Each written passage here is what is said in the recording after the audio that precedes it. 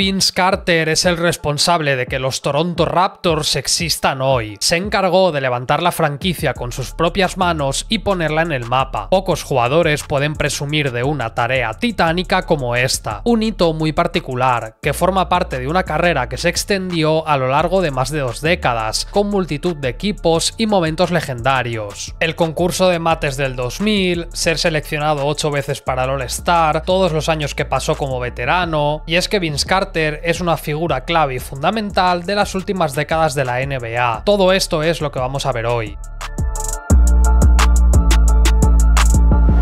Desde bien joven, Vince tuvo claro que el deporte era su destino. Jugó a fútbol como quarterback en Mainline High School, hasta que una lesión le obligó a pasarse al voleibol. Allí destrozó a cualquier rival con unos registros impropios para su edad, y mientras hacía esto, también recibió una beca para ser saxofonista en Bethune. Pero a Carter lo que de verdad le movía y le gustaba era el baloncesto. También en Mainland ganó el primer título estatal en 56 años. Destacó por ser un jugador aéreo y muy atlético, capaz de machacar el aro y saltar hasta alturas inimaginables. Con unos promedios de 22 puntos, 11 rebotes, 4 asistencias y 3 tapones por partido, hasta 77 equipos de Division I de la NCAA contactaron con él. Era un jugador All-American y todo el mundo lo quería. Entre todas las ofertas, apostó por North Carolina. Los motivos fueron muy sencillos. El primero es que era un programa universitario con tradición ganadora. El segundo era el tremendo respeto que sentía hacia Dean Smith, el entrenador legendario de los Tar Heels. En tercer lugar, obviamente, la figura de Michael Jordan y el lugar donde empezó todo. La combinación de estos factores y su familia provocó que Carter no tuviese que darle muchas vueltas. Este iba a ser su lugar. Carter pasó 3 años en la universidad y de hecho acabó su carrera cuando ya estaba en la NBA. Sin embargo, en ese tiempo que pasó en la NCAA se pudo ver mucho de lo que nos iba a ofrecer. En su año freshman disputó 17 minutos por encuentro en los que dejó unos promedios de 7 puntos por noche, un rol secundario. Dejó algún que otro flash, pero no fue hasta su año sophomore cuando alcanzó la titularidad. Con muchas más oportunidades y protagonismo, junto a Antoine Jamison, llevó al equipo a la Final Four. Su nombre resonó con más fuerza entre los scouts, pero todavía era pronto para pensar en la NBA. Los Tar Heels volverían a la Final Four gracias a Carter, quien dio otro salto adelante y ya fue mucho más reconocido. Formó parte del segundo quinteto All-American y sus promedios escalaron algo más. Tras analizarlo con sus entrenadores y familia, Vince consideró que era el momento para presentarse al draft. Tras declararse elegible, entrenó con 8 franquicias diferentes, entre las que se encontraba Toronto. Según él mismo, no hizo un gran entrenamiento, pero le dejaron muy claro que si estaba disponible, le iban a seleccionar. With the 5th pick in the 1998 NBA draft, the Golden State Warriors select Vince Carter from the University of North Carolina. Raptors y Warriors acordaron el traspaso con el que Vince recaló en Toronto, mientras que Jamison, su primo y compañero en North Carolina, acabó en San Francisco. Ambas franquicias obtuvieron el jugador que buscaban, aunque no hace falta decir qué equipo ganó. Pese a ello, su escenario no era para nada esperanzador. Toronto había sufrido mucho en sus 3 primeros años de existencia. Habían ganado 21, 30 y 16 partidos, un registro horrible. Los rumores de un posible traslado, tal y como sucedió con los Vancouver Grizzlies años más tarde, ya estaban ahí. Canadá no es Estados Unidos, aunque cierto presidente tiende a olvidarse, y para un chaval de 22 años esto iba a ser un reto enorme. ¿Estaba listo para afrontarlo o la responsabilidad se le iba a quedar muy grande? Aterrizar en la NBA durante el lockout la verdad es que tampoco le vino bien. Su debut llegó en febrero y tardó muy poco en hacerse un nombre. Más que un nombre, un apodo, Air Canada. Vince se metió a la afición de los Raptors en el bolsillo porque era un jugador estético y electrizante, pero sobre todo bueno, muy bueno de hecho. Aunque lo que más se recuerda de él son sus highlights en forma de mate de concurso, promedió 18 puntos y se llevó el Rookie del Año. Ese equipo de Toronto estaba por cocinar, pero en la despensa tenían ya una estrella. Era cuestión de tiempo que llegase su explosión, y para fortuna del aficionado canadiense no iba a tardar en suceder. Su año sophomore dejó unos promedios de 25 puntos, 6 rebotes y 4 asistencias, que lo catapultaron a la categoría de All-Star. Junto a Tracy McGrady se echó el equipo sobre los hombros, y todos los focos se pusieron sobre esa gran pareja joven que hacía las delicias de fans de todo el mundo. Lo mejor estaba por llegar. Además de jugar el partido de las estrellas, Carter decidió presentarse al concurso de mates. El resto es historia.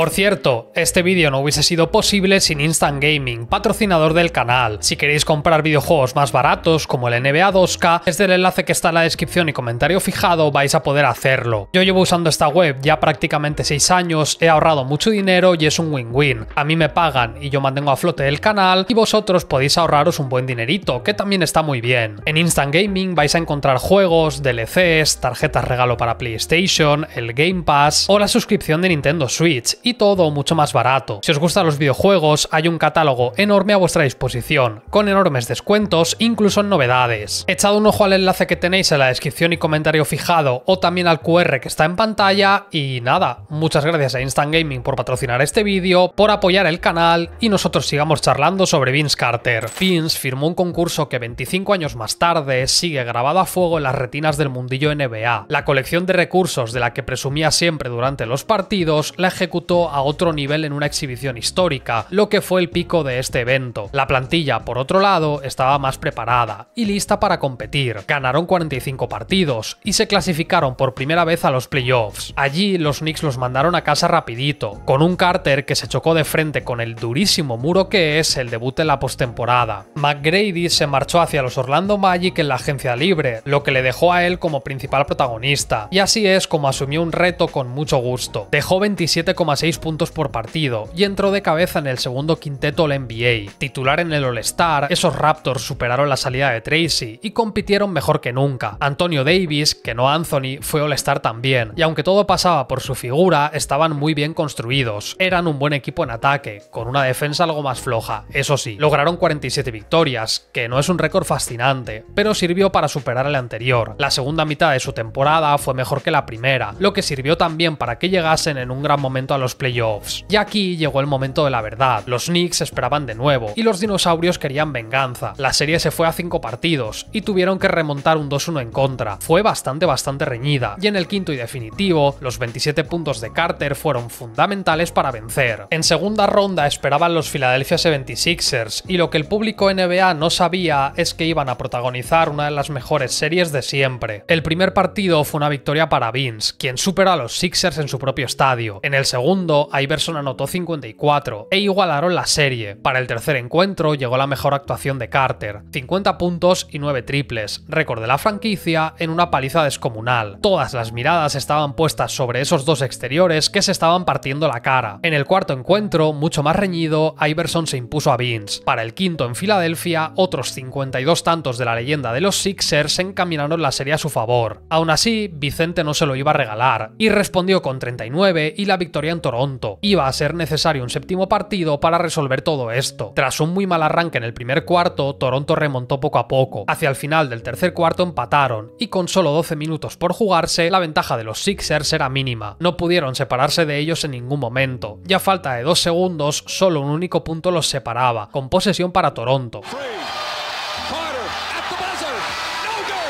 Al contrario que Kawhi Leonard, Vince falló su tiro y los Raptors cayeron eliminados. Perdieron una guerra total entre ambas franquicias, que muchos años más tarde es todavía recordada. En 2011, el propio Iverson habló de esta rivalidad como una de las mejores de su carrera y reconoció el nivel que él mismo y sobre todo Carter dejaron. Con este pedazo de show y la confirmación de que era una superestrella, le dieron un contrato de 94 millones por 6 temporadas. La pena es que se perdió los 22 partidos finales de la 2001-2002 y también el All-Star. Toronto llegó sin él a los playoffs, y sucedió lo esperado. En primera ronda perdieron contra Detroit, que poco a poco ya empezaban a ser un gran equipo. Si ese año fue duro, el siguiente fue peor. Como consecuencia de la operación a la que se sometió, solo pudo jugar la mitad de los partidos. El récord del equipo fue desastroso, y aunque él fue All-Star, decidió cederle el puesto a Michael Jordan. Fueron 2 años consecutivos en los que a puntito de entrar en su prime, las lesiones le pusieron el freno, y esto no era una buena noticia. Por cierto, este es un fantástico momento para suscribirte si no lo has hecho, dejarme un like ya que te pones, y si quieres más contenido exclusivo y apoyar este canal te puedes hacer miembro. 2003 tampoco sería una regular season para el recuerdo. Si bien jugó 73 encuentros, una cifra más que aceptable, dejó unos promedios de 22-5-5 y sí, repitió como All-Star, pero esa plantilla no daba para llegar a la postemporada. Se encontraron en una extraña fase, a medio camino entre reconstruir, con nombres como Chris Bosh, o competir, con Jalen Rose o Doniel Marshall, entre otros. Entonces llegó la gran purga a Toronto, y las consecuencias fueron nefastas. Tanto el general manager como todos los entrenadores del equipo fueron despedidos. Esto disparó las tensiones entre Vince Carter y la dirección. Se sintió apartado y no se le puede culpar. Le prometieron que antes de hacer nada formaría parte de las decisiones. Inmediatamente después las tomaron sin pedirle opinión. Pidió su traspaso, algo a lo que en un inicio la franquicia se negó. Carter reconoció muchos años más tarde que ante la negativa decidió esforzarse menos. Casualmente, sus números cayeron a 16 puntos y 3 rebotes, con malos porcentajes. Mientras los fans lo abucheaban, él trató de forzar su salida, hasta que el 17 de diciembre lo logró.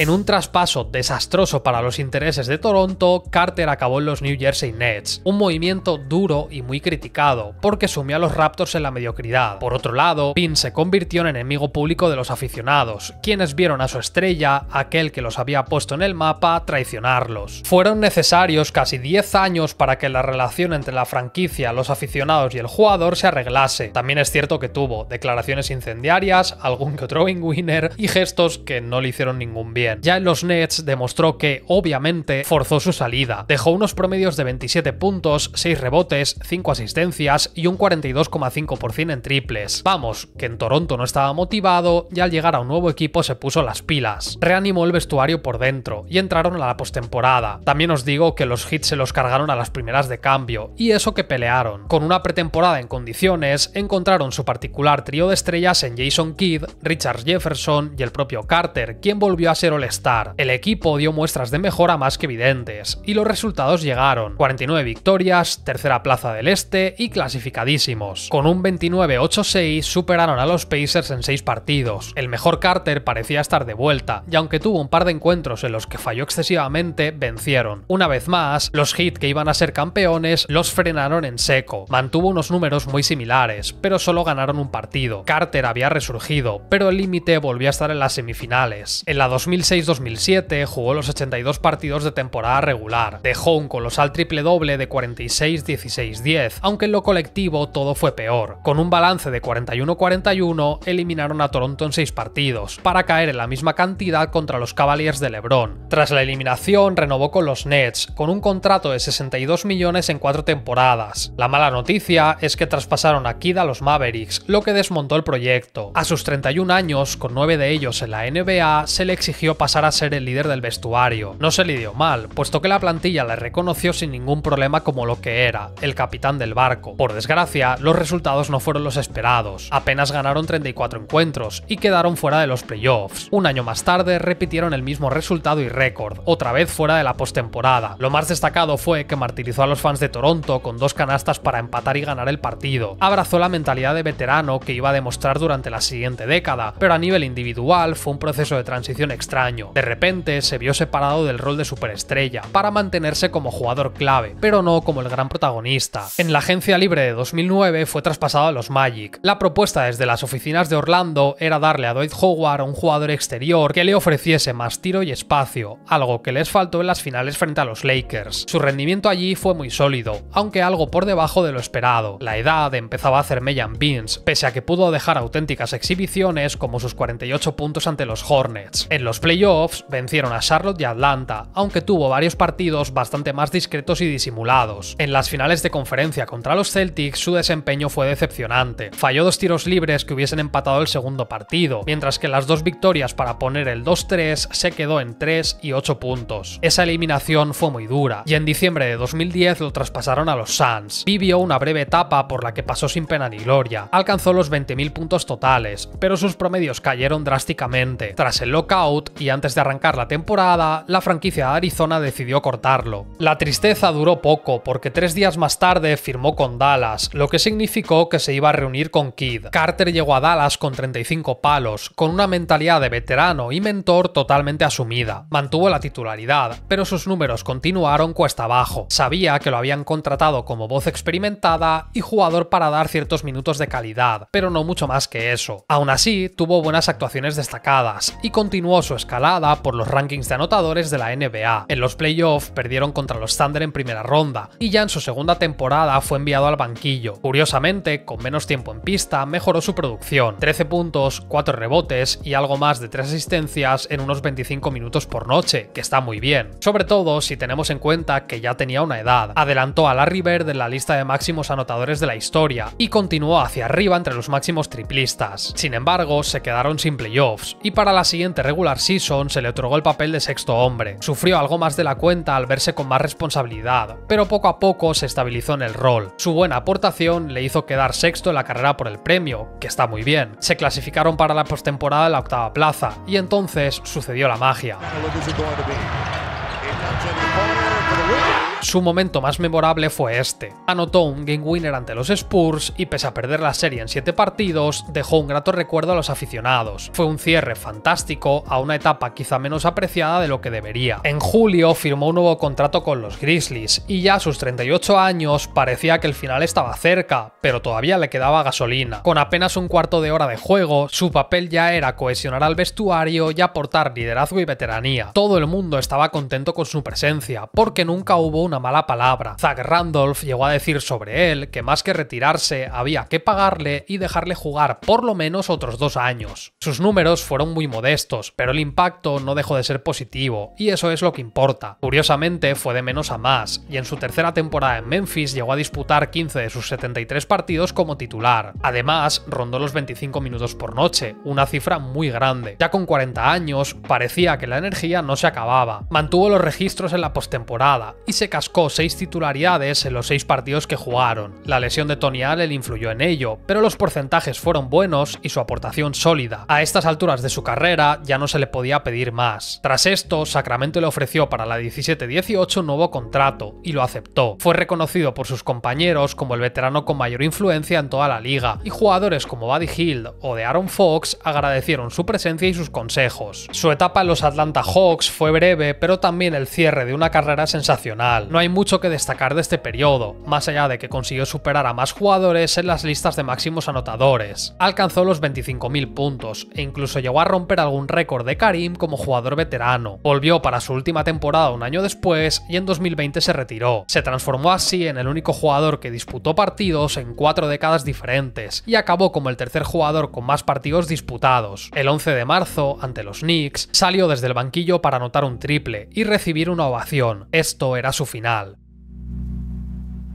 Vince Carter dejó una huella imborrable en la NBA, gracias a su longevidad, versatilidad y espectacularidad. En sus 22 temporadas jugó en esas 4 décadas distintas, un récord sin precedentes en la liga, más de 25.000 puntos en más de 1.500 partidos, lo que le hizo colarse entre los máximos anotadores y jugadores con más encuentros disputados. Su capacidad para adaptarse a distintos roles y equipos, mientras mantuvo un alto nivel de profesionalidad, lo convirtió en un referente tanto dentro como fuera de la pista. 8 veces All-Star, multitud de récords, hizo de todo y siempre cumplió. Más allá de los numeritos y logros, Carter popularizó el baloncesto en Canadá durante su etapa con los Raptors. Si la franquicia existe hoy es gracias a él, porque sin su figura el destino hubiese sido la relocalización. Por otro lado, su concurso de mates del 2000 es una de las actuaciones más memorables de siempre. Sus años en los Nets quizá no fueron los mejores y tuvo que trabajar mucho para recuperar su buena imagen en Toronto, pero lo hizo. Ya como veterano cumplió allá donde fue. Su impacto fue reconocido con su entrada en el Hall of Fame y tanto los Nets como los Raptors retiraron su camiseta. Os recomiendo que veáis esta última si os apetece, que fue muy emotiva. Vince Carter no solo fue un atleta excepcional, durante más de 2 décadas se mantuvo en la NBA y lo único que dejó tras él fueron buenas palabras. Sí que hay que decir que el éxito, el conseguir títulos o simplemente jugar unas finales nunca se dio, pero ¿le importará algo? Si nos ponemos serios, el 99% de jugadores que han pasado por la NBA firmarían su carrera, aunque Shaquille O'Neal no, eso seguro. La bestia de Los Ángeles Lakers dejó un prime aterrador para el resto de la NBA, un dominio que acabó con 3 anillos y una sensación apabullante. Si quieres saber cómo lo hizo, en el vídeo que tienes en pantalla te cuento la historia de sus mejores años. Muchas gracias por haber llegado hasta aquí.